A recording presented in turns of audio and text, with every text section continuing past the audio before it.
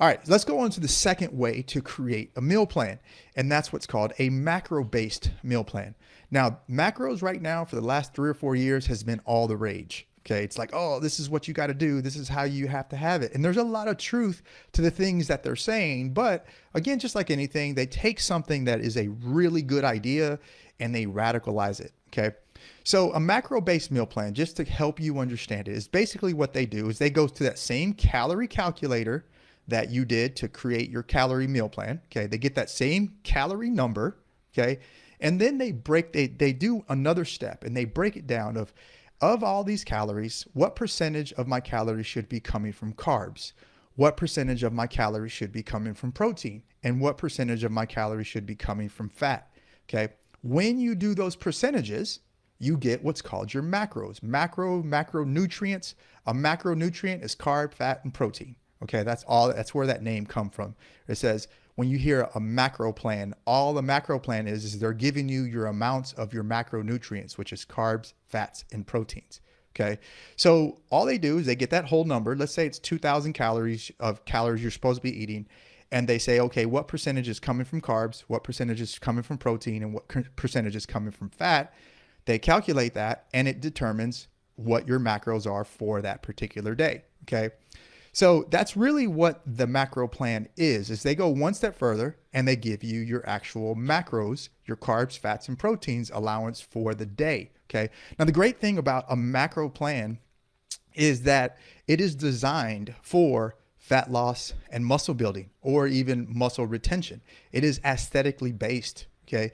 So if you're looking at trying to lose body fat, if you're looking at trying to gain muscle, then you want to follow something that's kind of a macro-based plan. Okay. Now here's the issue. Not all macro plans are created equal. Okay. So as we know that, there's a difference between good quality food, high quality food, and low quality foods, right? We would all say yes, that Twinkies are bad quality food, right? So does everybody agree that Twinkies are not a good quality food? Okay, it's high in sugar, high in processed. It's going to spike our blood sugar levels. But the way that macro plans are being taught right now is Twinkies are fine to eat. Like you can eat it as long as it fits your macros. You probably heard that before. If it fits your macros, right? If it fits your macros, you can have it. Okay. Now there's some good and some bad about that, but it's not really telling you the story. It's giving you a false idea that you can eat anything you want and you're going to be fine. Okay. Because the difference between the carbs in a Twinkie and the difference in the carbs in a bowl of rice, for example, is the carbs in the Twinkie aren't really going to help you gain muscle. In fact, the carbs in the Twinkie are most likely going to be stored as fat, and it's going to spike your blood insulin levels or your blood sugar levels and increase your insulin levels and make you store more body fat. Okay. So how it responds in your body is very different. But what you're hearing is, as long as the food fits in your macros, you can have that food. And so that's how a lot of these macro plans are being taught. And unfortunately, that's not the greatest advice. Now, it's a great place to start, but it's definitely not a great place to, as a general rule, all the way across the board.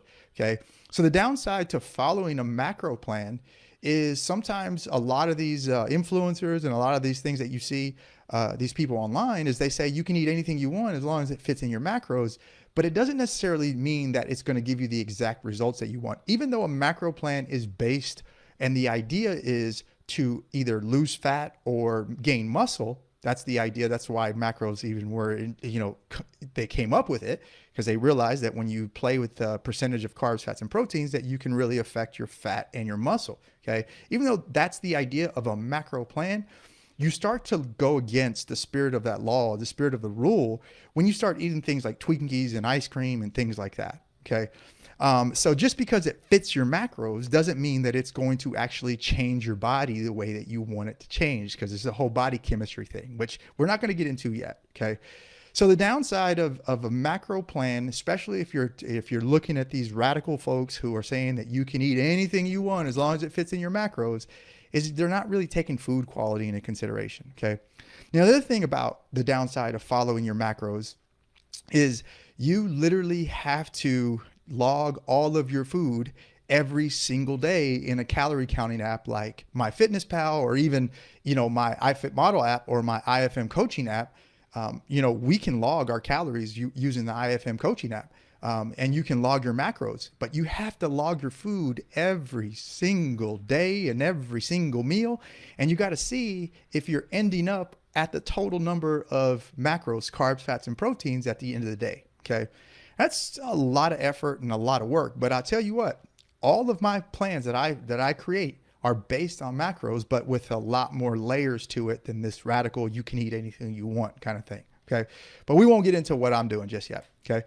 So anyhow, so that is the issue with macros. It can be really cumbersome to track your food every day.